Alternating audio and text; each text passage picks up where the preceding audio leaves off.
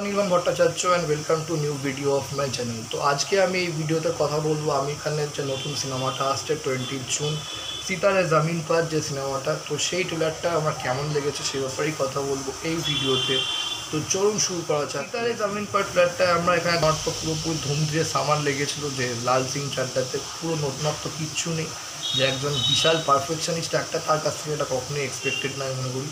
But এই ট্রেলারটা আমার দেখে মনে হচ্ছে লোকে এন্টারটেনমেন্ট হবে, হাসবে এবং আবার কিছু সোশ্যাল মেসেজও থাকবে আমার মনে হচ্ছে ভেতরে। তো ওভারঅল ট্রেলারটা বেশ ভালো, খারাপ না।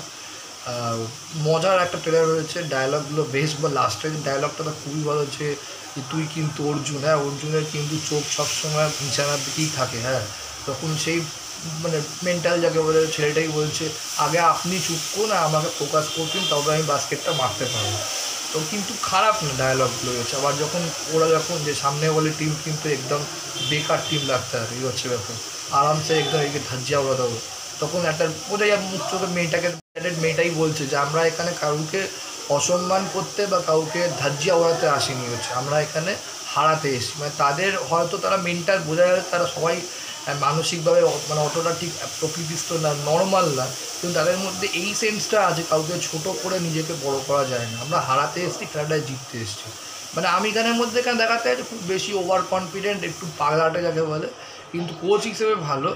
বাট ওই মানে উড়িয়ে দেবো সবাইকে এরকম হয়, একটু ওভার কনফিডেন্ট ক্যারেক্টারটা, যেটা ওই সিক্রেট সুপারস্টারও ছিল।